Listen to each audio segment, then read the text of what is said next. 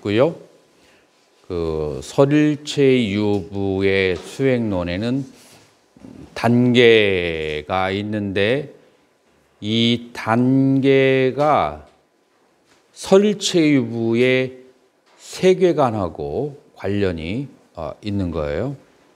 그러니까 설일체유부의 세계를 크게 5가지로 나누는데 먼저 이제 크게 욕계, 색계, 무색계, 출세관 4가지로 나누죠. 그런데 이 욕계를 우리하고 가장 가까운 세계이기 때문에, 그리고 욕계가 가장 버라이어티예요. 욕계를 둘로 나눠요. 둘로 어떻게 나누죠?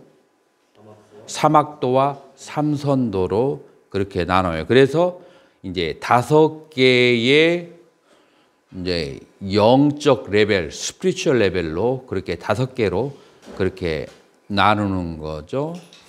그래서 첫 번째 사막도에 있는 사람에게는, 사막도에 있는 사람은 7악을 닦지 않을 것을 강조하는 거죠. 자, 그러려면은 7악을 닦는지 안 닦는지 어떻게 알아요? 그래서 그것도 삿띠, 알아차림이 있어야 돼요. 나의 행위와 이제 알아차림을 마음까지는 갈 것 없이 뭔가 마음의 행위를 할 때 알아차려야 돼요.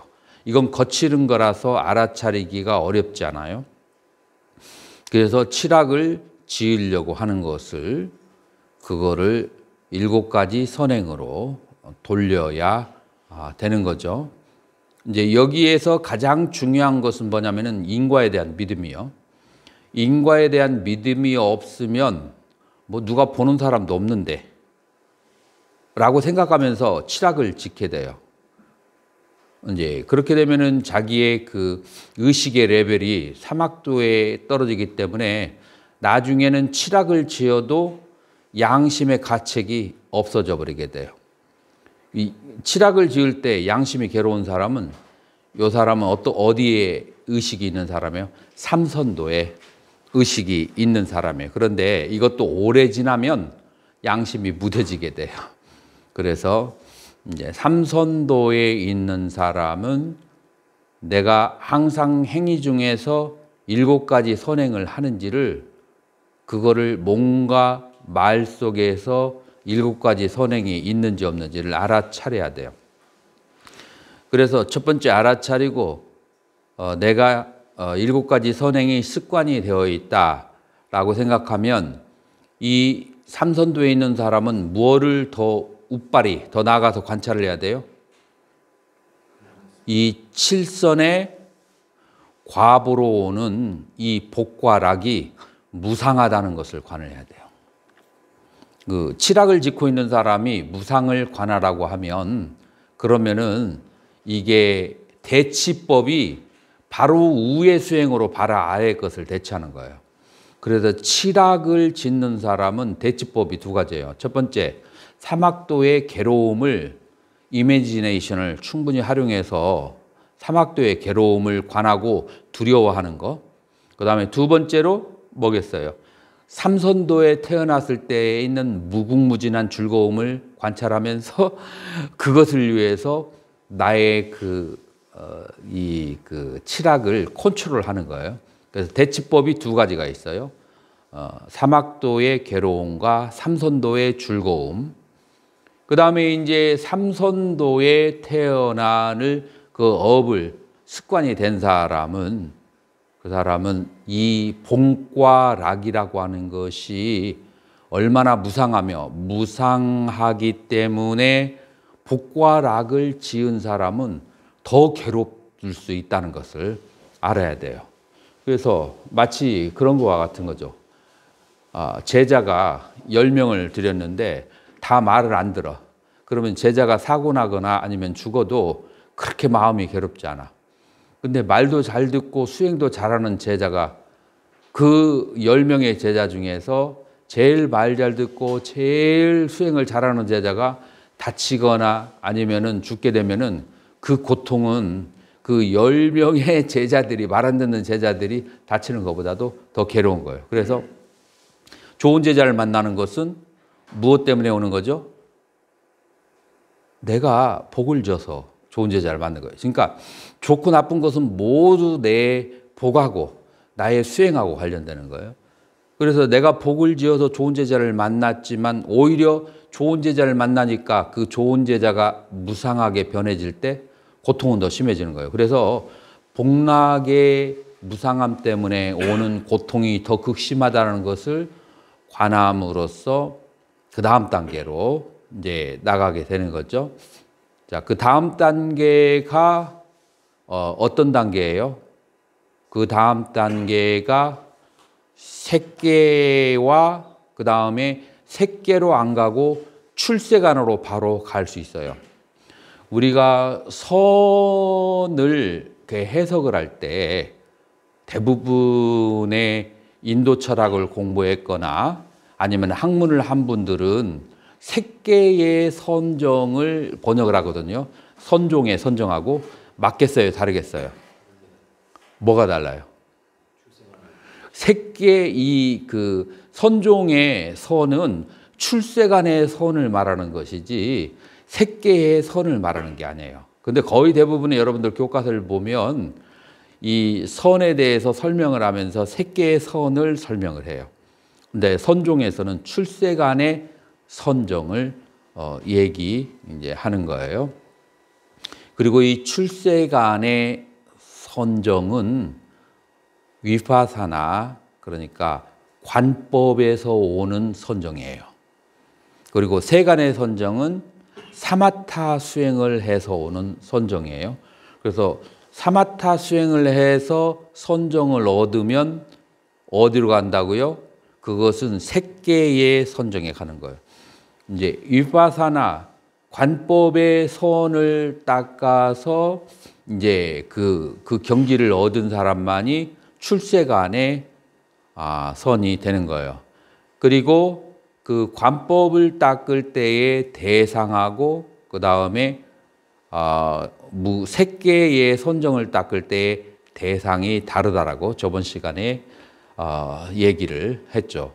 결국은 색계에 가려면 무엇을 중점적으로 다스린다고요? 탐진치를 다스리는 거예요. 탐진치를 다스리는데 이 색계는 심일경성, 마음이 어떤 대상에 하나로 집중돼야 되기 때문에 두 가지가 필요해요. 마음이 있어야 되고 마음이 어떤 대상에 집중돼야 돼요. 근데 마음이 대상에 집중되려고 할 때 장애가 되는 것은 들뜸이나 아니면은 혼침에 빠지는 거예요. 그렇기 때문에 여러분들 탐진치에다가 들뜸과 혼침을 집어넣으면 그게 뭐라고 얘기해요? 오장, 5가지 장애라고 그래요. 오장육부할 때 오장도 아니고 이 장자는 뭐 유식 얘기할 때 장자도 아니에요. 5가지 장애할 때 장자예요. 그래서 5가지 장애, 무엇에 들어가는데? 선정에 들어가는데 5가지 장애가 3가지는 심리적인 요소고 그 다음에 2가지는 정신이 바짝 차려져 있는지. 자, 그래서 혼침에 떨어지지 않는 것을 성성이라고 하고 그 다음에 산란한 들뜸에 떨어지지 않는 걸 뭐라고 그래요? 적적이라고 그래요. 그래서 마음이 적적 성성하면서 탐진치에 떨어지지 않았을 때 선정에 들어간다라고 그렇게 얘기할 수 있어요. 자, 그래서 이제 색계로 가거나 출세간의 세계로 가려고 했을 때 색계로 가려면은 이 5가지 장애를 무엇로 수행을 한다겠어요? 오정신관을 통해서 삼매의 힘을 얻는 거죠. 이것은 이제 오정신관을 수행하면 색계의 선정으로 가는 거예요. 자, 이거를 이 설체부에서는 무슨 수행이라고 해요? 설체부에서는 요것을 바로 자량위의 수행이라고 하는 거예요. 그래서 이 자량위의 수행을 통해서 마음의 산란심을 가라앉혀서 직접 진리를 볼 수 있는 준비를 하는 게 바로 사마타 수행이에요. 자, 그래서 마음이 가라앉아 있을 때 위파사나 관법 수행을 하는 거예요. 그래서 관법 수행을 하는데 대상이 처음에는 어떻게 돼요? 대상이 처음에는 관법 수행을 할 때 오온 혹은 사념처의 신수신법에 무상고공무화를 이제 관하도록 하죠. 자, 그래서 단순하게 관을 해요. 자, 우리 이제 가행위로 왔어요. 지금 자량이는 저번 시간에 끝났죠? 가행위로 왔을 때에는 가행위는 이제 4가지 단계, 난, 정, 인, 그 다음에 세제일이 4가지의 수행 방법이 있다고 했어요. 이 가행위의 수행에서는 좀 더 복잡한 사물을 있는 그대로 관찰을 이제 하는 것이다 라고 하는 거예요. 자, 그 복잡한 사물을 있는 그대로 관찰할 때, 자, 어떤 식으로 수행을 하냐면, 첫 번째 18개를 관하고, 두 번째로는 12개, 그리고 그 12개를 다시 12처라고 하죠. 12처를 다시 줄이면 뭐가 되죠? 온. 그래서 온을 다시 줄여서 사념처. 이제 이런 식으로 복잡한 사물을 점점 줄여서 단순화하면서 이제 수행하는 것을 가행위의 수행이다라고 그렇게 하는 거예요. 일단 우리가 한번 노트를 한번 보도록 하죠. 노트가 잘 보이나요? 고멸성제, 고멸성제라고 하는데, 이 고멸성제는 듀카, 괴로움이죠. 그 다음에 니로다하, 듀카 니로다. 그 다음에 니로다가 멸이죠. 그 다음에 성제 하면은 아리야 하면은 성이 되고, 제는 삿디야 이렇게 돼요. 자, 그래서 고멸성제는 두카, 괴로움이 니로다, 소멸된 아리야, 성스러운 삿디야, 진리다라고 하는 거예요. 자, 그래서 괴로움은 이제 크게 3가지의 괴로움이 있을 수 있어요. 우리가 일상생활을 할 때, 보고 듣고 말할 때마다 괴로운 게 있고, 그 다음에 두 번째, 대상이 지금 내 근처에 없어요. 그러나 나중에 만나게 되면은 다시 괴로운 이제 그런 이제 번뇌가 있고, 세 번째, 나에게 괴로움을 주는 대상이 완전히 사라졌어. 그런데 그것이 어디에만 존재하는가? 기억 속에만 존재해요. 자, 기억 때문에 괴로운 거. 이렇게 해서 괴로움은 3가지가 있었어요. 자, 지금 현재의 대상이 괴로움을 주는 것. 그 다음에 대상이 멀리 있을 때, 대상이 떨어져 있을 때도 괴로운 것이고, 사라졌을 때도 괴로운 것. 그건 기억 때문에.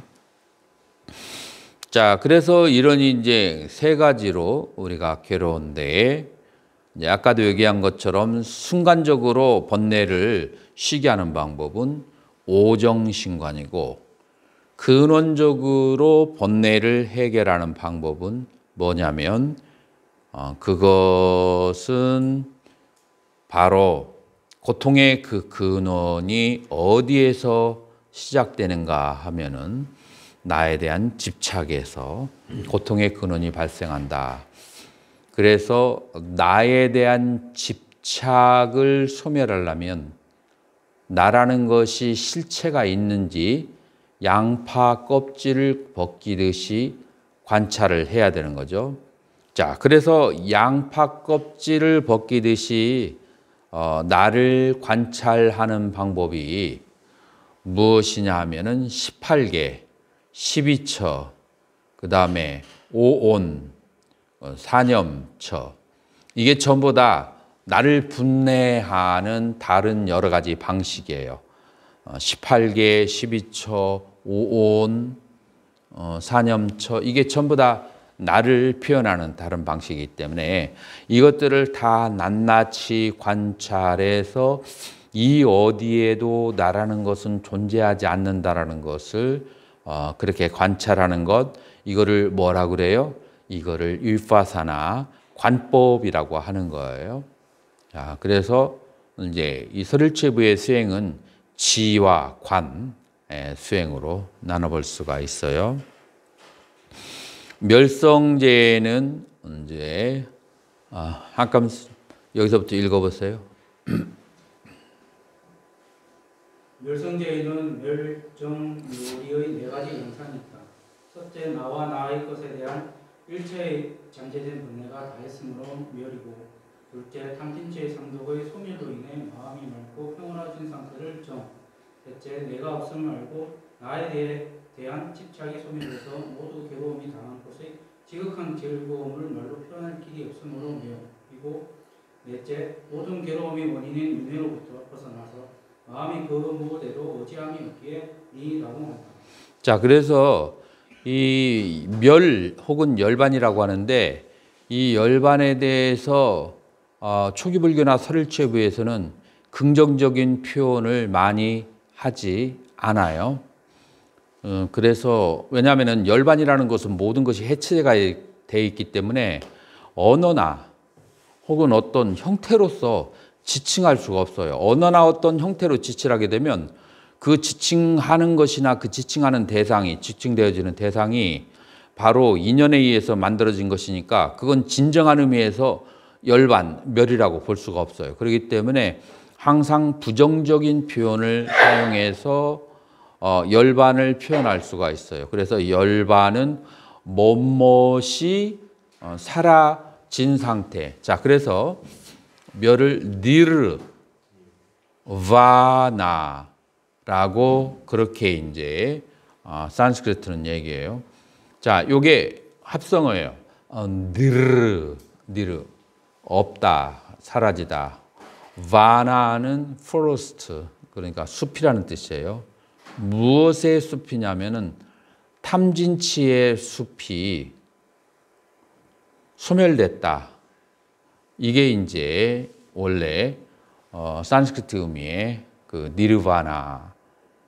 그래서 지금 여기에서 열반이라고 하는 것이 어떤 긍정적인 표현보다도 그 부정적인 상태인 탐진치가 소멸되어진 것, 그런 부정적인 상태가 뭐가 없어진 상태, 이것도 없고 저것도 없는 상태라고 그렇게 얘기를 하는 거예요. 자, 그렇게 본다면 우리가 수신결이나 성가기감에서 어떤 이제 마음의 본성에 혹은 깨달음의 본성에 대해서 얘기할 때 거기에서도 긍정적으로 어떤 그 표현하는 것은 별로 없어요. 무엇이 사라지고 무엇이 소멸됐다라고 그렇게 얘기를 하죠. 이게 우리가 선종의 그 제일 시작을 역사적으로 학자들은 어디로 보냐면은 중론으로 보고 있어요. 중론이 27장으로 나와져 있는데 27장 속에서 각 장에서 사구로 나누어요. 그래서 27장에서 인간이 생각할 수 있는 27가지의 토픽을 다루면서 그 27가지의 토픽이 있다고도 없다고도 있기도 없기도 한 것도 그리고 있지 않은 것도 없지 않은 것도 아닌 이 사구로 다 부정을 해요. 그래서 중론에서는 인간이 생각할 수 있는 모든 개념을 유라고도 말할 수 없고 무라고도 말할 수가 없다라고 얘기하는 거예요. 자, 조주 스님이 이제 한 학인이 나와서 이런 말을 하죠. 열반경에 보면 일체 모든 중생이 다 시류불성, 모두 다 불성을 가지고 있다고 하는데 그 일체에 강아지도 포함됩니까? 혹은 이 땅이나 나무도 포함됩니까? 이제 이런 의미로 해서 그러면 개에게도 불성이 있습니까? 라고 물어봤어요. 그때 뭐라고 대답했죠? 조주 스님이 무라고 대답했어요. 그런데 평창에 뭐라고 말하냐면 이 무는 있고 없음의 무가 아니다라고 선가에서는 얘기를 해요. 유무를 초월한 무라고 하는 거예요. 그래서 모든 그 시비 분별이 있기 이전이라서 무라고 이제 그렇게 얘기를 하는데 이 무라고 하는 것은 그것은 무엇에 대한 표현이냐면 멸성제에 대한 표현이에요. 그래서 자, 우리가 여기에서 두 가지가 있는데 불성이 개에게도 있습니까? 라고 했을 때 우리는 두 가지를 정확하게 알아야 돼요. 불성은 무엇인가? 불성이라고 하는 것을 조주 스님은 열반으로 본 거예요. 그래서 열반의 당체가 뭔지를 딱 얘기를 했어요. 그래서 개이든지 뭐든지 간에 열반의 당체에서 나온 것이다 라는 의미에서 유무를 초월한 무를 얘기한 거예요. 자, 그 시작이 어디냐 하면은 중론의 27장이에요. 그래서 중론에서는 27가지로 모든 사물을 분석하고 그거를 내띠 이것도 아니고 저것도 아니다라고 계속 부정을 하게 해요. 자, 무엇이냐면은 열반은 모든 구성된 요소들이 소멸한 자리가 열반이라는 것을 중론은 아주 27개로 판을 벌려놓고 얘기하고 나중에 선사들은 그 중에 하나 두 개의 대표적인 주제들을 가지고 얘기하는데 그 대표적인 주제들이 전부 다 어디에 다 나와 있었냐 하면은 중론 27장에 다 나와 있는 거예요. 선사들의 모든 그 질문이. 그래서 이제 그 전통적인 그런 이제 학자들은 중론 27장이 이 조사들의 선문답에 가장 근원이 된다라고 하는데 이제 우리 중론은 이제 2학년 1학기 때 이제 공부를 이제 하게 되죠. 자, 그래서 니로다 탐진치의 번뇌가 다했기 때문에 멸이라고 한다. 그래서 첫 번째 열반에 대한 정의예요. 두 번째, 그러기 때문에 샨다. 마음이 평화로워진 상태. 그래서 마음은 평화로워진 상태를 열반이라고 하고, 그 다음에 세 번째, 즐거움은 인간의 상대적인 즐거움을 초월한 극미묘한 미묘한 즐거움이기 때문에 불안이 있다.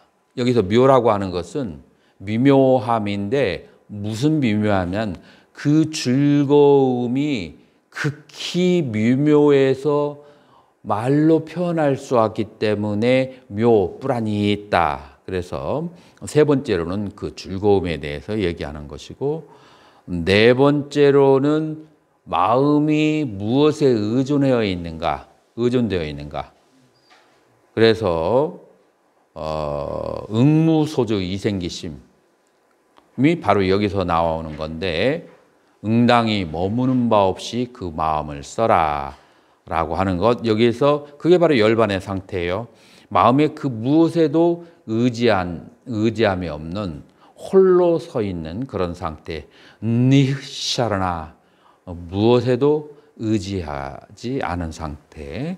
그래서 리라고 아주 멸정묘리라고 간단하게 정리를 하게 되는 거죠.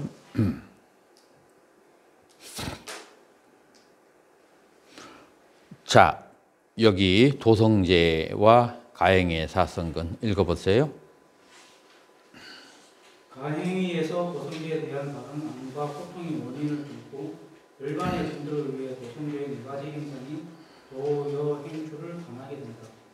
일반의 도시를 향하니 도라고 하고 수행을 하면 할수록 번뇌가 소멸되고 마음이 청정해지기 때문에 또는 뜻과 이치에 계약하기에 여이고 일반 획득의 길로 나아가기에 행이고 현행하는 가의 가보를 영원히 벗어나기 때문에 출이다. 이때 사념조 자, 이때 가행위의 지금 이제 수행이에요. 가행위의 수행이 이제 지금 우리가 전에 했던 것이 고집멸도를 각각 4가지로 해서 16가지로 관을 하는 거죠. 16가지를 관하는데 고에도 4가지가 있고 집에도 4가지, 그다음에 도에도 4가지가 있어요. 도의 이제 특별한 4가지 성질이 도여행출이에요. 도는 마르가 길이라는 뜻이에요. 무엇의 길이냐? 니르바나 뿌라. 그래서 열반의 도시를 향해서 가는 길이기 때문에 도 마르가라고 하고요. 두 번째로 니야야라고 얘기하는 거예요. 그래서 수행을 하면 할수록 마음이 1번 청정해지고, 두 번째 내가 부처님의 가르침을 배운 거하고 내 눈앞에 보이는 현실이 이치와 현실이 개합이 되는 거예요. 그래서 느야야 여라고 하는데, 사실은 느야야는 요거는 논리라는 그런 뜻이에요. 논리적이다 할 때 느야야라고 그렇게 해요. 그래서 이치에 개합하기 때문에 한문어로는 같을려라고 했는데 정확하게 얘기하면 잘된 번역은 아니에요. 느야야는 논리적이다, 합리적이다 그런 뜻을 가지고 있어요. 자, 뭐가 합리적인가 하면 그것은 내가 배운 것과 그 다음에 내 앞에 일어나는 현실이 그것이 합리적으로 일치하기 때문에 합리적이다. 그것을 여라고 번역이 돼 있죠. 한문어로는. 그 다음에 뿌라띠빠띠 열반을 획득하는 길로 획득. 여기서 뿌라띠빠띠는 획득이라는 그런 뜻이에요. 그래서 획득한 길로 나가기 때문에 행이다라고 하고, 그 다음에 나이리아니까 하면은 것은 야나 하면은 어떤 이제 가는 것을 말해요. 자, 그런데 어디로 가느냐면은 나이르 초출하다, 벗어나다. 무엇을 벗어나자? 고의 과보를 벗어나는 길로 가기 때문에 출이라고 한다. 그래서 이게 이제 4가지 도를 도여행출로 이제 그렇게 관을 하게 되는 거죠. 그리고 이제 이때는 점점 별상염주에서 총삼염주로 가행에 와서는 이제 점점 관을 하게 되죠. 자, 이 총삼염주에서는 주로 무엇을 수행하느냐면, 오온 가운데 무엇을 수행하냐면 상과 행을 위주로 수행을 하게 되는 거예요. 왜 상과 행을 오온 가운데 위주로 더 수행을 하게 되는가? 거기에 대해서 경국스님 한번 읽어보세요.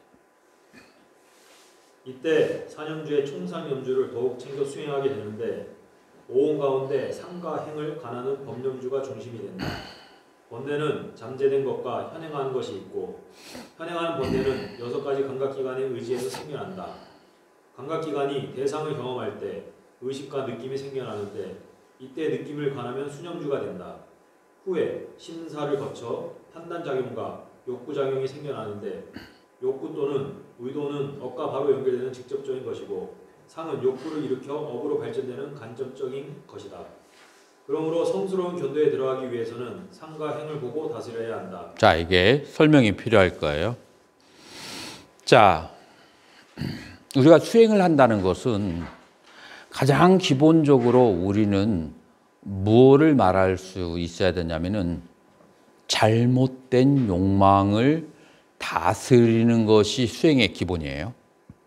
그래서 잘못된 욕망을 다스리지 못하거나 다스리는 것에 관심 없는 것을 수행이라고 하면은 일반 사람들이 인정하지 않을 거예요.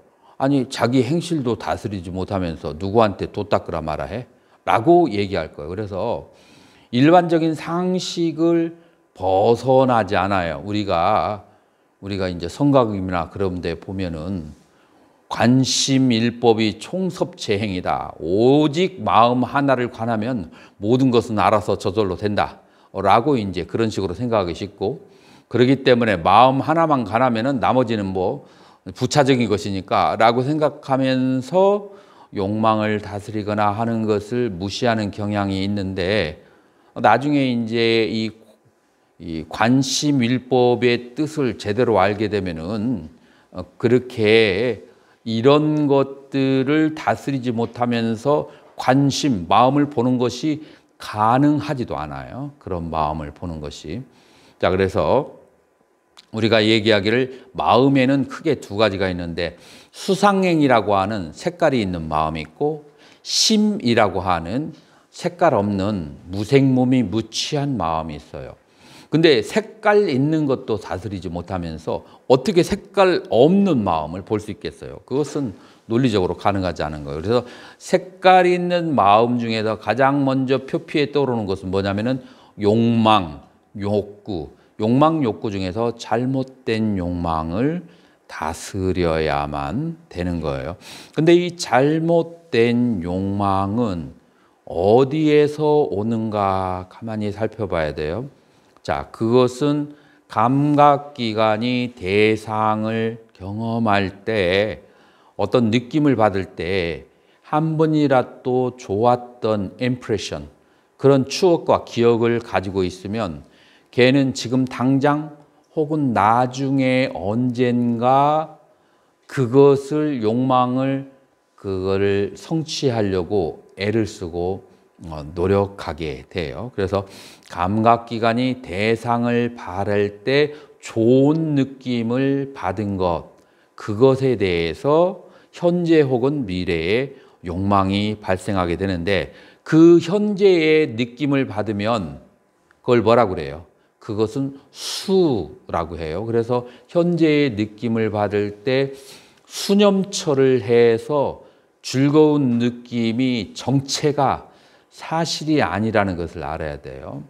누군가가 유괴범이 어린애를 납치할 때 개들이 좋아하는 초콜릿을 줄 때 그 초콜릿은 달콤한 것은 사실이에요.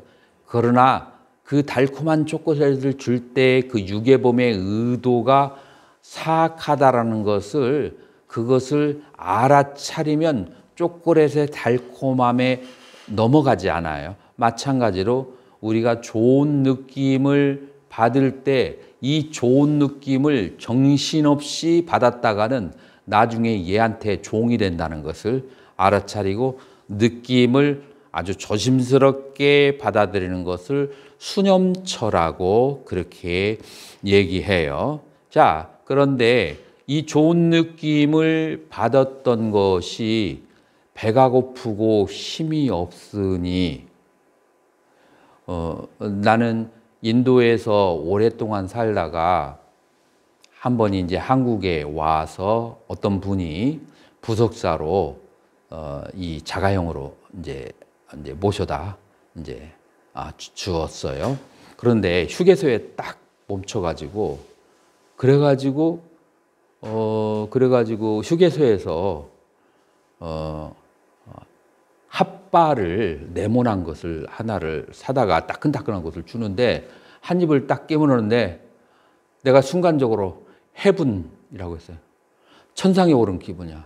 인도에서 음식을 먹으면 우리는 맛이라는 걸 생각하지 않고 그냥 배고파서 먹는 거예요. 뭐 맛이 있을 것, 수십 년을 있어도 맛있는 게 없는데 그 한 입을 물었는데 어떻게 그렇게 맛있는지. 그래서 이렇게 강렬한 인상이 받았는데 그게 사라질까요? 나중에 배고프고 인도에 가서 이제 배고프거나 힘들 때는 내가 노력하지 않아도 그 생각이 떠올라요. 자, 이걸 뭐라고 하냐면 비따르까, 위따르까, 이렇게 생각이 떠오르는 것을 비따르까, 심이라고 그렇게 하는 거예요.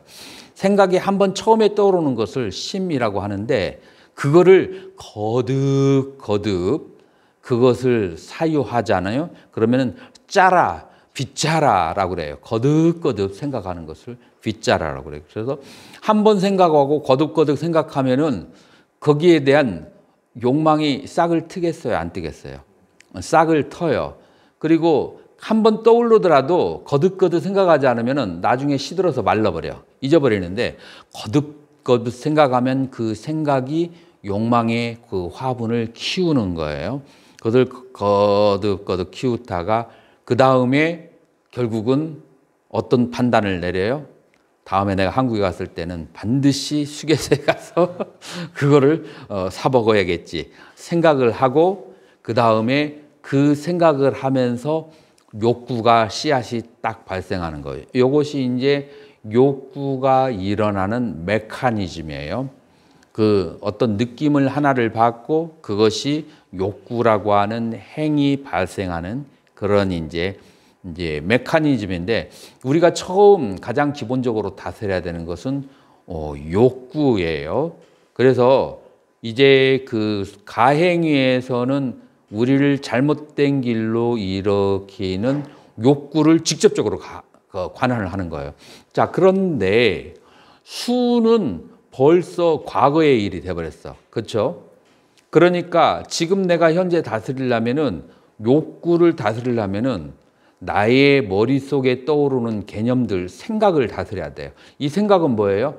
상이야. 그러니까 지금 현재 다스릴 수 있는 것은 상과 행이에요. 왜냐하면 그 느낌은 예전에 발생하고 소멸한 거라서 이미 지나간 것을 다스릴 수가 없는 거예요.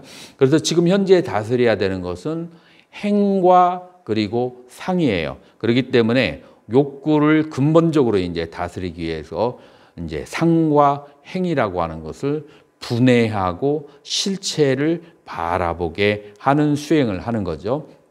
이것이 이제 가행위의 그 법념처를 그리고 이 상과 행을 간단한 말로 법념처라고 하는 거예요. 상과 행을 관하는 것을 법념처라고 한다라고 그렇게 해요. 이것은 상과 행의 법념처다라고 하는 그런 말은 초기 경전에는 나오지 않았어요. 자, 그러면 어디에서 이렇게 정리를 해놨어요? 대비바사론에서 협존자와 700명의 아라한들이 결집을 할 때 이 상과 행은 법이라고 하자에 다 동의를 해서 그런 이제 저기가 나온 거예요. 그래서 부처님 당시에는 있지 않았던 개념들이 나중에 수백 명의 아라한들이 모여서 결집할 때 동의가 되면 그것을 논장에 쓰여져 내려온 거예요. 그래서 논이라고 하는 것이 그냥 손쉽게 쓰여진 게 아니에요. 거기에 있는 그 계파의 수행자들이 500명이고 700명이고 모여서 동의하에 논장에 기록되는 거예요. 그래서 논이라는 게 그냥 한 사람의 잠깐 생각으로 이루어지는 게 아니다라고 하는 것을 알아야 돼요.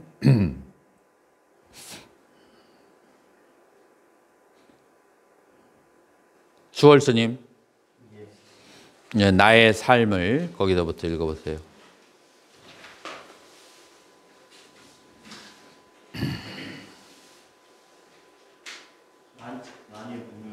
나의 삶을 지배하는 업은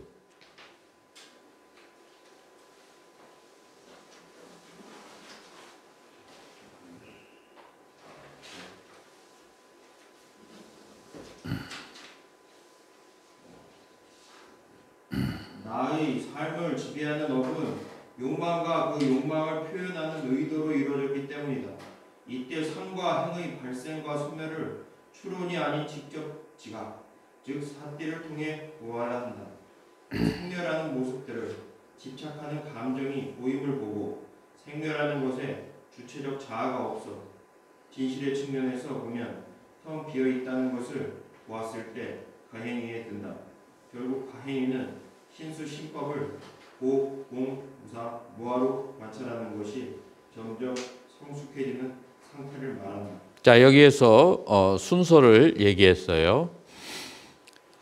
그래서 이 욕망을 다스리려고 그렇게 할 때 이때 상과 행의 발생과 소멸하는 것을 이제 사유하는 상태가 아니에요. 사유가 아니고 직접 지각, 직접 봐야 돼요.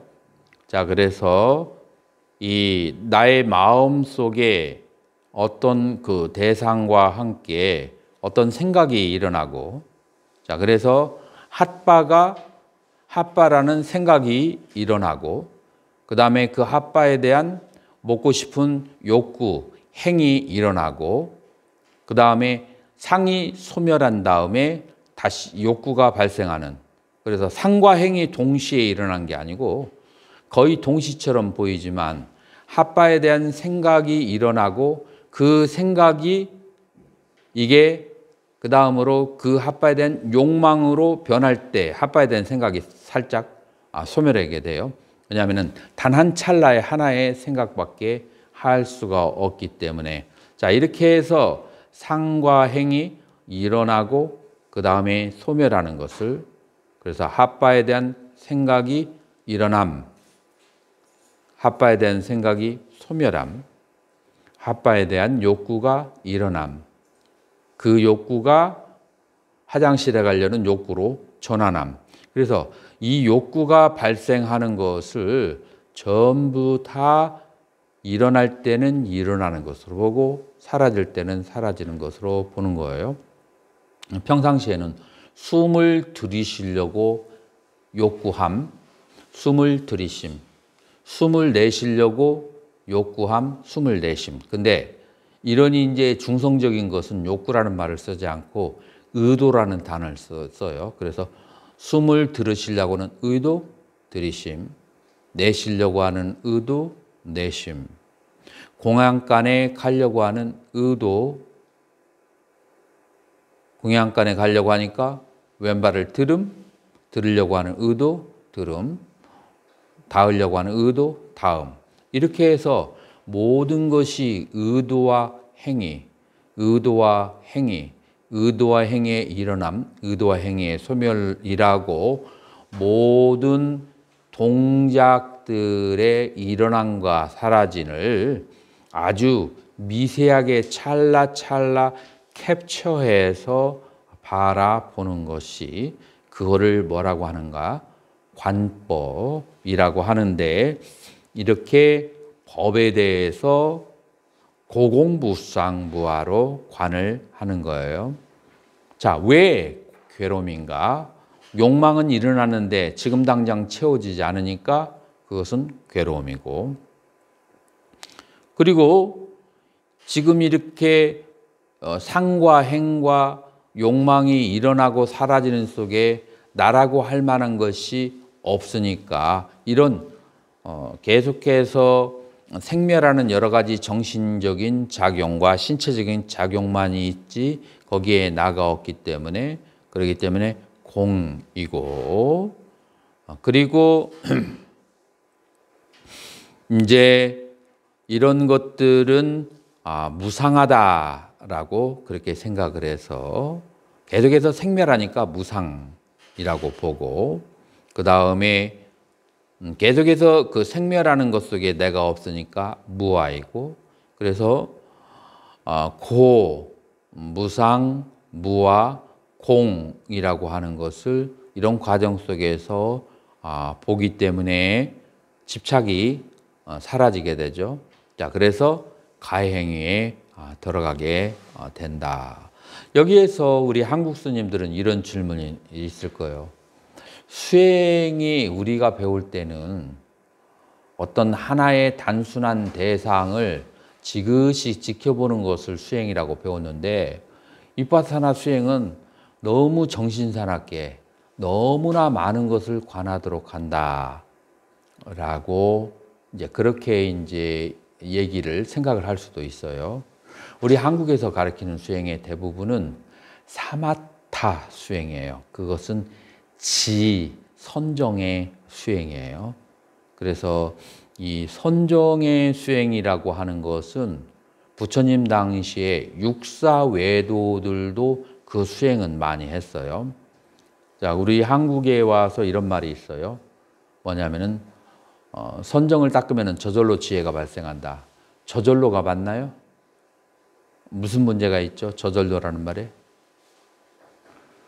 원래 경전에나 논서에 뭐라고 하냐면은 선정의 바탕 위에 지혜를 닦으라고 했지.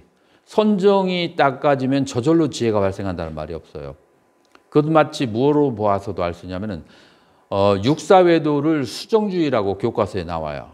선정을 닦는 그런 주의를 가지고 있다라고 해요. 그러나 부처님께서 그 선정만 가지고는 해탈할 수가 없다라고 그렇게 단정을 하고 그것이 바로 외도와 불교와의 차이점이에요. 만약에 선정을 닦으면 저절로 지혜가 발생한다면 그럼 육사애들도 전부 다 지혜, 깨달음을 얻었을 거예요. 그래서 그런 것을 통해서 보더라도 선정을 통해서 지혜가 저절로 온다는 경이나 논의 논서에는 아무 데도 보이지 않아요.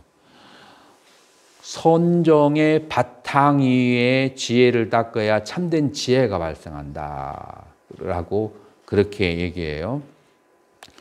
자, 이제 그러한 상태이기 때문에 그건 이제 우리가 배웠던 것은 사마타를 닦는 방법에 대해서 배운 것이지 위파사나 관법에 대해서 배운 것이 아니에요.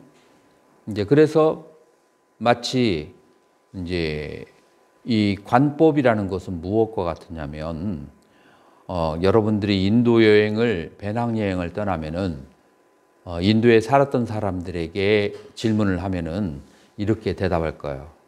스님은 한국에서 어리버리하게 살다가 인도에 가서 굉장히 어려운 일을 많이 당할 거야. 그렇기 때문에 조심하고 또 조심하고 또 조심해서 아무도 믿지 마라. 심지어는 강아지까지도 믿지 말아라. 그런 얘기를 할 거예요. 그랬지만 여러분들은 처음에 어디서부터 속기 시작하냐면 이제 그 인도 공항문을 나서서 프리페이드 택시나 택시를 잡았거든요. 이제 거기에 이제 먼저 돈을 내야 돼요. 먼저 돈을 낼 때 여러분들이 환전소에서 큰 돈을 줄 거예요. 1,000루피나 2,000루피로. 요즘에는 1,000루피도 없어졌어요. 2,000루피를 줄 거예요. 그래서 150루피밖에 안 되는데 2,000루피를 주고 그 사람이 뭘 물어볼 거예요. 여권 보여주세요. 그래 여권 딱 해서 보여준 사이에 2,000루피짜리가 100루피짜리로 둔갑해 있어. 아주 빠른 속도로. 이제 그래서 여러분들이 그럴 거예요. 왜 100루피, 150루피 더 줘야 되는데? 이제 그러면 돈을 더 주고 와야 돼요. 그런데 이제 한 번 경험한 사람은 녹속지만 이제 5번, 10번, 그것도 안 되면 20번 이상 경험하면 그걸 안 알아채릴 수가 없어. 언제까지 돈이 다 떨어져야 떨어질 때까지 여러분들은 알아차리게 돼요.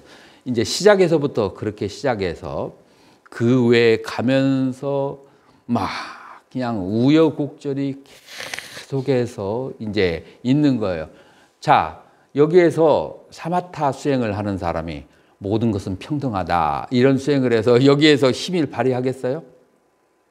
여기에서는 알아차림이 저 사람의 손이 돈을 바꾸는 그 움직임을 알아차려야 되고 저 사람의 마음이 움직이는 것을 알아차려야 그 현실성에서 이 속상하지 않거나 괴로움을 당하지 않아요. 처음에는 대인배와 같은 그런 모습을 보였다가 나중에 수십 대 얻어쳐주고 나서 아주 그 뭐라고 할까 이 뭐라고 할까 그 인도 사람들에 대해서 무서움과 여러 가지 안 좋은 인상을 그렇게 갖고 돌아가는 그런 이제 대인배 스님들을 많이 봤어요. 근데 아예 처음부터 조심을 하는 사람은 인간의 성품은 그 경제가 어려우면 저럴 수도 있고 우리나라도 옛날 미군들 왔을 때 기분이 좋고 그래서 하면서 저렇게 했었다라고 그냥 있는 그대로 알 수가 있어. 그래서 이런 이제 그 인간의 마음과 행위에 빠르게 일어나는 현상들을 알아차리는 것은 이 관법이 도움이 되게 돼요. 사마타만 수행한 사람들은 그런 거에 대해서 빠르게 적응을 하지 못하게 돼요. 그리고 현실은 그러니 이제 인간의 수없이 움직이는 그 마음들을 알아서 거기에서 먼저 그것들을 제도하는 것이 바로 불교의 부처님의 가르침이라고 할 수 있어요. 부처님은 뭘로 그렇게 빨리 알아차리죠? 부처님은 숙명통과 천안총으로 알아차리죠. 근데 우리는 이제 거기까지의 능력이 부족하니까 깨어 있어서 이제 알아차려야 되는 거죠. 그래서 이 관법 수행하는 것은 우리 한국에서 많이 개발되지 않았지만 가르쳐지지 않았지만 그러나 굉장히 중요한 수행이다. 그리고 중국에 와서 관법이 개발되지 않고 사마타 위주로 개발하게 된 것은 중국 사람들의 민족성과 중국에 이미 뿌리를 박았던 도가의 수행하고 밀접한 관계를 가지고 있어요. 그래서 우리는 많이 들었을 거예요. 중국에서 처음에 불교를 받았을 때 그걸 무슨 불교라고 하죠? 격의 불교라고 그래요. 열반이나 많은 그런 개념들을 이 중국에 없는 그 도가에나 유교에 없는 개념들이에요. 자, 그런데 거의 도가의 개념을 빌어서 불교를 이해하게 되어서 불교를 거의 도교식으로 이해하는 경향이 굉장히 짙었어요. 그 중에 대표적인 것이 수행을 할 때 도가에는 위파사나 관법의 수행이 없기 때문에 중국 사람들이 받아들이기가 난해해요. 그러나 사마타의 수행은 도가의 그 연기 행공하는 법하고 비슷하기 때문에 그것은 아주 수월하게 받아들였어요. 그래서 관법이 개발하지 않게 된 그 이유 중에 하나를 많은 그 중국 불교를 연구하는 학자들이 그런 이제 것을 원인으로 보기도 해요. 자, 이렇게 해서 우리는 왜 설일체부에서 이 관법이 초기불교하고 설일체부에서 관법을 많이 중시하는가 그것을 알 수가 있는데 가행에는 4가지가 있죠. 우스마 혹은 우스나라고 하는데 따뜻해진다. 이것은 따뜻함을 말하는데 이 따뜻하다는 것은 또 다른 말로 해서 익숙해졌을 때 따뜻해졌다라고 그렇게 말하는 거예요. 그래서 일단 가행이는 이 신수신법을 관하는 것이 조금 익숙해진 것이 바로 난이다라고. 그리고 이제 2번째 단계는 모르다라고 해가지고 그 익숙해짐이 피크에 오른 것, 절정에 이른 것을 정이라고 해요. 그 다음에 그 절정에 이른 것이 뒤로 물러나지 않는다는 인가를 받았을 때 크샨티, 이 참을 자는 내가 각성 스님에게 여쭤보니까 참을 자하고 인가할 인자하고 서로 동시에 그렇게 그 한문에서 사용했다고 하더라고요. 이제 그래서 이거는 이제 인가하는 위치 그렇게 이제 여기서 참는 이거 잘못 해석하면 여기서 막 참는다라고 생각하기 쉬운데 그게 아니고 이미 이 가행의 신수진법의 수행이 인가를 받을 정도로 그 다음에 뒤로 물러나지 않을 정도로 되었다라고 해서 인리라고 해요. 그리고 세제이라고 하는 것은 라우키까 아그라라고 그래요. 그래서 라우키까라고 하는 것은 세속의 뜻이고 아그라는 그것은 최상이라는 뜻이에요. 그래서 세속의 수행으로서 세속의 수행으로는 그것은 무엇에 반대냐면 출세간과 세간의 수행으로 나눌 수 있는데 출세간에 들어가는데 출세간은 뭐가 출세간이죠? 도와 과, 수다원 도에서부터 아라한 과까지 사양사과를 출세간의 수행이라고 그래요. 그래서 이 출세간의 도, 수다원 도에 들어가기 이전에 마지막의 상태를 세제일이라고 하고 이거를 사선근이라고 하는 거예요. 난정인을. 자, 그래서 우리는 과거에 세 가지를 삼현이라고 했어요. 뭐뭐 세 가지가 삼현이었죠? 오정신관, 별상영주, 총상염주, 자량회 이것을 삼현이라고 얘기했고 이 삼현이 나중에 화엄경에 삼현어로 개발된다라고 얘기를 했죠. 자, 이 삼현에서 얻어지는 단계를 뭐라고 한다겠죠? 목샤바기야라고 해서 해탈의 부분을 성취한다. 순해탈분이라고 하죠. 자, 그리고 이 난정인의를 사성근이라고 하고 여기서 얻어지는 상태를 뭐라고 하느냐면 순결택분이라고 그렇게 니르베다 바기야라고 그렇게 얘기해요. 그래서 니르베다 바기야라고 하는 것은 그것은 도의 부분에 들어섰다라고 하는 거예요. 무슨 도? 수다원 도의 부분에 이미 들어섰다. 언제부터 들어섰느냐? 인리에서부터 벌써 이제 들어가서 미끄러져 들어가기 시작하는 거예요. 자, 그래서 가행이는 이제 수다원의 도에 가장 가까운 상태다라고 그렇게 말할 수 있어요. 자, 계속해서 읽어보세요.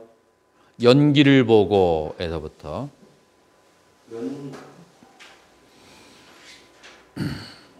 연기를 보고 불을 추론해서 아는 것처럼 난위에서 견도에 가까움을 수행의 열기가 더해진 따뜻함으로 알 수 있고 사제를 관함이 자연스럽고 생사의 허물, 열반의 공덕을 관해서 번뇌를 끊고 성근을 심는 사정단의 힘이 증가한다. 사정단 중 정은 고와 고의 원인에 대한 알미 정점에 이른 것이며 선정의 힘에 의해 신족이 증가한다. 이는 고의 행상인 고공 무상무아에 대한 깨달음이 원숙해져 오근이 향상된다. 세제 1위는 사성계에 대한 체험으로 오력이 성숙된 상태로 그 힘으로 인해 번뇌에 굴복당하지 않는다. 자, 여기에서 우리는 사성근하고 뭐하고 연결이 되는 걸 알 수 있어요. 수월스님, 뭐하고 연결이 돼요? 뭐하고 연결? 지금 뭐가 나왔죠? 여기에서 오근이 나오고 오력이 나오고 사정단이 나왔어요. 자, 이 세 가지는 무엇에 속하는 거예요, 수월스님? 사정단, 오근, 오력, 사정단이라고도 하고 사정근이라고 돼. 오근, 오력, 이건 뭐가 되는 거죠? 37조도품. 자, 그래서 이 가행위에서 37조도품이 성숙된다라고 하는 것을 이제 우리는 알 수가 있어요. 자, 그래서 난위에서는 사제를 관하는 것이 고진멸도를 관하는 것이 그것을 어떻게 네 가지로 해서 16가지의 상태로 관하는 것이 자연스럽고 1번. 이제 그래서 이제 사제를 관한다는 것은 사제의 포인트는 어디에 있다고 생각되나요, 수월스님? 사제의 그 가장 큰 고진멸도의 가장 큰 포인트는 어디에 있어요? 에헤이, 고와 고의 멸에 있죠. 사성제를 너무 네 개로 벌려놓으면 뭘 잡아야 될지 몰라. 가장 포인트가 뭐냐면 괴롭다는 거예요. 그래서 괴로움을 소멸해야 된다는 거예요. 그래서 키는 고에 있는 거예요. 그래서 이 고의 원인이 그러니까 사성제가 원래 이름이 어떻게 되냐면은 두카 아리아 사자 고성제 두카 아리아 사자 사띠아 고성제예요. 자, 그다음에 두 번째 집성제가 어떻게 되냐면은 두카 사무다야 아리아 사자예요. 그러니까 고의 원인이라는 성스러운 진리. 그 다음에 세 번째 뭐가 되냐면 두카 니로다예요. 고의 소멸이야. 전부 다 고가 들어가. 그 다음에 네 번째가 두카 니로다 가민이 가는 빠띠빠따 실천하는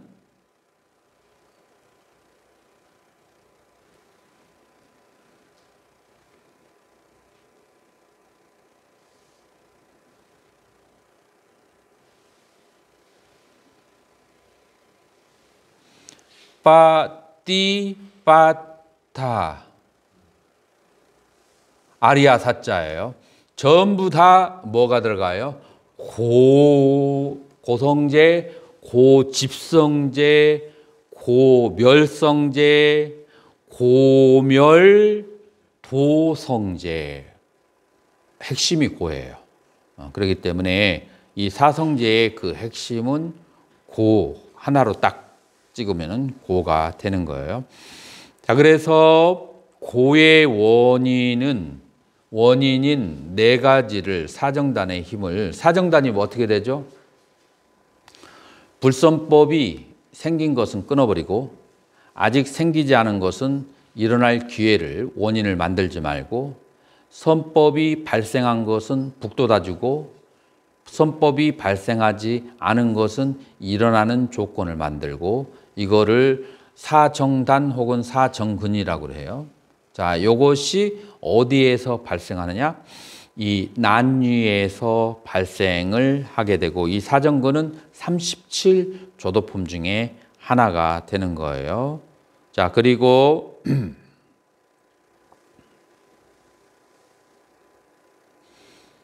이제 이제 난정, 정의가 있는데, 이제 이 정의에서는 고뿐만 아니라 고의 원인에 대해서 알미 정점에, 그러니까 정점이 무엇에 대한 정점이냐, 이 정의가 정점이라고 했잖아요. 고와 고의 원인에 대한 알미 정점에 이르렀다라고 하는 거예요. 그리고 이때는 선정이 깊어지기 때문에 신족통이 발생하게 된다. 신족통은 언제, 몇 선정을 얻었을 때 신족통이 발생하죠? 4선정을 지나야 신족통이 발생하죠. 그래서 4선정이 이때에 성취되어진다라고 얘기하는 거예요. 자, 그리고 이제 그런데 여기에서 이제 이런 질문이 있을 수 있어요. 꼭 4선정을 얻어야 이 가행에 들어가는가라고 했을 때, 4선정이 관법 4선정이 있고, 그 다음에 사마타의 4선정이 있어요. 그래서 몰입 3매가 있고, 그 다음에 찰나 3매가 있는데, 지금 이건 찰나 3매로도 들어가는 거예요. 그러니까 몰입 3매로는 1, 2, 3, 4선이 없어도 찰나 3매에서라도 지금 이런 상황이 발생할 수가 있는 거죠. 그리고 이제 인위가 되면은 5근이 이제 향상된다. 5근이 뭐가 되죠? 믿음, 그 다음에 정진, 그 다음에 사띠, 그 다음에 삼매, 지혜. 자, 그래서 믿음, 정진, 알아차림, 삼매, 지혜 이것이 점점 밸런스가 갖추어진다라고 하는 거예요. 자, 무엇에 대한 믿음이죠? 무엇에 대한 믿음? 인과와 수행에 대한 믿음이에요. 그 다음에 정진은 아까 어떤 정진을 했죠? 사념처에 대해서 정진을 했죠. 그래서 사념처와 그 다음에 알아차림과 그 다음에 삼매와 그 다음에 지혜 이런 것이 고루고루 갖춰지는 그런 상태. 그것이 이제 오군이고 그 다음에 이것이 이제 밸런스가 맞아진다는 것은 뭐를 말한다고 했죠? 정진과 삼매가 밸런스가 맞아야 된다. 정진이 너무 지나치고 삼매력이 약하게 하면 들떠버리게 되고 삼매가 너무 강하고 그 다음에 정진력이 이제 약하게 되면은 그러면은 약간 게으름에 빠지게 되기 쉽고 그 다음에 지혜가 너무 날카롭고 믿음이 부족하게 되면 믿음이 보통이면 그러면은 모든 것에 대해서 의심이 강해지고 믿음이 너무 강하고 지혜가 부족하게 되면 그런 법을 이해하는 능력이 없어지게 되고 그래서 오군이라고 하는 것은 이 정진과 삼매 그 다음에 믿음과 지혜라고 하는 것을 바른 알아차림을 통해서 밸런스를 맞춰주는 것이 오군이에요. 자, 그렇게 봤을 때 오력이라고 하는 것은 뭐를 오력이라고 그래요? 오력이라고 하는 것은 믿음의 힘으로 힘이 들어간 거예요. 믿음의 힘으로 불신을 물리치고 정진의 힘으로 방일함을 물리치게 되고 알아차림의 힘으로 그 잊어버림 그러니까 대상을 알아차리지 못하는 그런 것을 잃어버리게 되고 그 다음에 네 번째로는 삼매의 힘으로 번뇌를 물리쳐버리고 그 다음에 다섯 번째로는 지혜의 힘으로 무명을 끊어버린다. 자, 이렇게 해서 다섯 가지의 힘으로 다섯 가지의 반대되는 번뇌를 없애버리는 것, 그것은 오력이에요. 그래서 오군은 밸런스에 초점을 두고 오력은 그 힘으로 상대되는 번뇌를 다스리기 때문에 오력이라고 한다. 자, 그래서 오군은 인위에서 오력은 세제일위에서 발생하게 된다. 그렇게 말할 수가 있죠.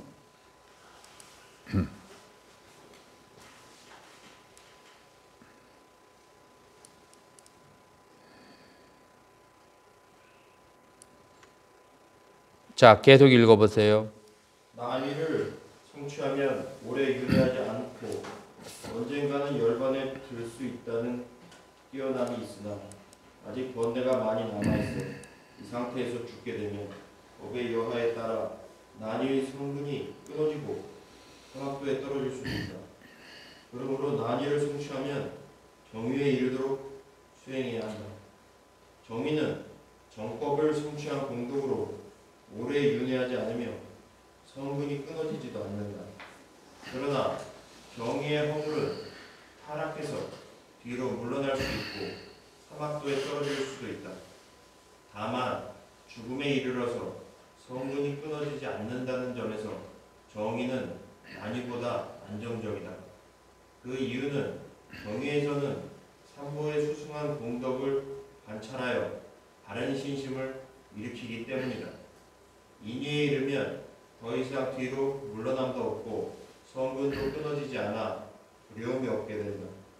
세제 1위는 중생의 상태에서는 수행의 마지막 단계이며 반드시 견도에 들어가게 된다.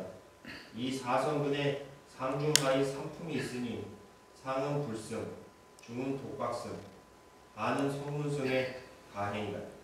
난이와 정의에서는 성문승에서 독박승 또는 불승으로의 전향이 어렵지 않다. 그러나 인위에 오르면 불속으로의 전향은 거의 불가능하다. 그 이유는 수다원이 일단 인위에 들어서면 더 이상 악도에 태어나지 않기에 삼악도에 들어가는 보살행을 실천할 수 없기 때문이다. 만일 인위에서 불승으로 전향하려면 육식법이 지나야만 가능하다. 자, 여기에서 이제 난위, 인위, 정의, 세제유리의 장점과 그 과외의 장점과 단점이에요. 그래서 난위를 일단 성취하면 오랫동안 윤회하지는 않아요. 언젠가는 열반에 있을 이제 들 수가 있는 그런 좋은 점이 있어요. 근데 아직까지는 이 난위에는 번뇌가 많이 남아 있고, 그 다음에 이 난위에서 죽게 되면 난위의 그 따뜻함이 아직 충분하지가 않아서 거기에서 사막도로 떨어질 수도 있는 단점이 있어요. 그렇기 때문에 난위는 여기에서 바로 다음 단계로 더 수행을 하려고 그렇게 매진을 가해야만 되죠. 이제 정의는 이제 이렇게 이제 정법을 성취한 공덕으로 이제 오래 윤회하지 않고, 두 번째로 이 난이와의 차이는 뭐냐면은 선근이 끊어지지 않아요.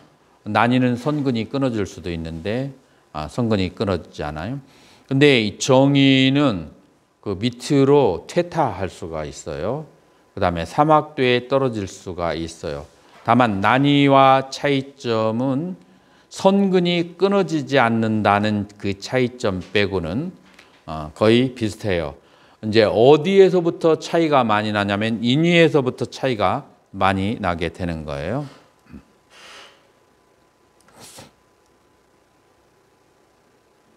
그래서 인위에 이르게 되면 뒤로 퇴타하거나 선근이 끊어지지도 않게 되는 거예요. 세제일에서는 반드시 견도해 가는 그런 상태가 되는 거죠. 자, 그래서 이 세제일이나 인위에 오르게 되면은 사막도에 떨어지지 않게 이제 되는 거예요. 인위에서부터. 그렇기 때문에 인가라고 하는, 원래 수다원에서부터 사막도에 떨어지지 않는데 인위에서부터도 이제 그런 소능이 이제 있는 거예요. 그래서 이 사선근 가행의 상태에 세 가지가 있는데, 이게 난정의에서는 서로 오고감이 가능해요. 그래서 연각, 성문, 그 다음에 보살, 승이 그전에는 서로 왕래가 자유로워요.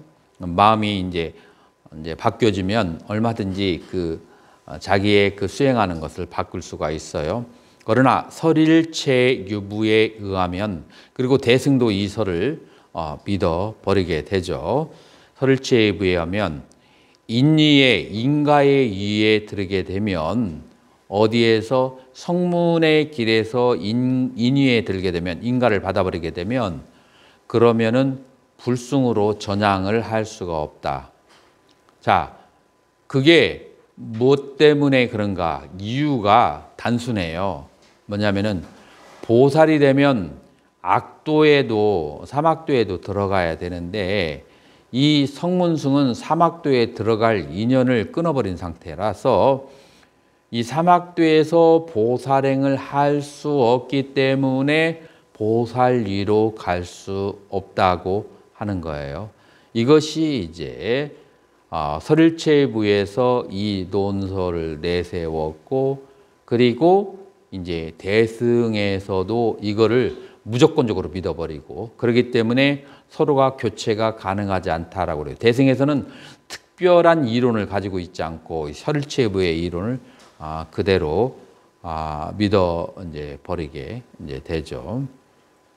그런데 여기에서 우리가 다른 해석의 여지가 전혀 없느냐, 이게 결정적인가 라고 하는 것은 이제 여러분들하고 산스크리트어로 된 법화경을 한번 읽게 되면 자세하게 설명을 해줄 텐데, 그것은 어느 세월인지 기약하기가 어려우니까 지금 짧게 얘기를 한다면, 여기에 다른 해석의 틈이 있는데 그건 뭐냐면은 수다원이라고 하는 거에 대해서 이제 우리는 보통 칠생 안에 해탈한다라고 하는 그런 설이 있어요. 그런데 이 설을 우리는 자세히 파고 들어가면은 18개의 학파 중에서 7개의 학파가 칠생에 대해서 다른 견해를 가지고 있어요. 그 칠생이 이제 설일체의부 같은 경우에는 이제 무엇이냐면은 그냥 7번 태어나는 것으로 그렇게 생각하는데, 그러나 다른 학파에서는 어떤 식으로 보냐면은 인간 세계에 7번을 또 얘기해요. 자, 그러면 인간 세계에 7번을 태어난다면 그러면은 다른 생에서는 몇십 번을 태어났든지 그것은 몇백 번을 태어났든지 그건 계산의 대상이 아니야. 그러면은 다른 세계에서 지옥이나 천상은 기본적으로 최하가 30만 년 이하가 없어요. 내가 지금까지 본 논문 중에서 지옥이나 천상에 가서 제일 짧게 살다가 온 중생이 30만 년이야. 그래서 이게 이제 높은 데로 올라갈수록 이제 100만 년, 1000만 년, 1억까지도 가고 막 그러거든요. 그 다음에 새끼 부대끼는 10억, 그 다음에 100억까지도, 30억까지도 가요. 자, 그렇다라고 한다면 다른 데서 실컷 살고 돌아오고 인간 세계에 7번을 태어난다는 것은 그것이 수억에서 수십억, 수백억까지 될 수 있어요. 그것은 마치 무엇과 같으냐면은 아주 오랫동안 윤회하는 것 같아요. 그래서 그 칠생이라고 하는 것이 그것이 우리는 그냥 아주 짧은 시간으로 생각할 수 있지만 이 칠생 자체가 인간만의 칠상이라고 봤을 때 그 사이사이에 다른 세계를 방문한 것까지 합친다면은 굉장히 오랜 세월일 수도 있다라고 하는 거예요. 자, 그렇게 봤을 때 이게 7개 학파가 다 다르게 되고 우리는 그것도 이제 나중에 다룰 거예요. 자, 그렇다라고 한다면 지금 여기에서 얘기하는 그 사막도에 떨어지지 않는다라고 하는 것도 다른 해석이 이제 가능할 수가 있는 거예요. 자, 그리고 이것을 누가 얘기했느냐? 부처님이 얘기했을까요? 아니면 설일체의부에 개발된 견해일까요? 이거 경전에 나와 있는 게 아니고 설일체의부가 논리적으로 만들어낸 견해예요. 그리고 그 학파마다 다른 견해가 있다는 것을 생각했을 때 왜 이것은 다른 학파에서 무조건 설일체의부의 견해를 따라야 되는지 그것도 또한 의문이 될 수가 있어요. 그렇게 봤을 때 이제 나는 이제 법화경을 해석할 때 그러는데 그리고 법화경에서는 또 뭐라고 얘기하냐면은 이 말을 안 믿어요. 법화경에서는 이 말을 안 믿고 어떻게 얘기하냐면은 아라한도 보살행의 길로 돌아갈 수 있다라고 얘기해요. 만약에 이 논리에 의하면 아라한은 보살행의 수행을 할 수가 없어요. 근데 법화경에서는 아라한도 이제 그 보살의 수행을 한다고 하고, 여러분들이 이제 능가경을 보면은 아라한의 3가지 종류가 있는데 그 중에 2가지 종류의 아라한은 바로 법무화만 깨달으면 보살 팔지로 올라간다고 얘기해요. 그래서 이 해석이 각 그 논서와 경전마다 달라요. 그래서 특히 법화경과 능가경을 보면은 심지어는 아라한도 법이 공하다라는 것을 깨달으면 그러면은 팔지로 들어간다라고 했을 때 우리는 해석의 방법이 다양하다고 하는 것을 알 수가 있어요. 이제 그렇다고 해서 뭐 여러분들이 뭐 그런 분들하고 동등한 입장은 아니니까 이제 이제 설명된 것을 이렇다 저렇다 얘기하기는 좀 그렇지만 이렇게 해석의 다양한 방법이 있을 수가 있다. 이제 그것까지만 이해하시면 되고, 우리 15분 휴식하고 다시 공부하도록 하겠습니다.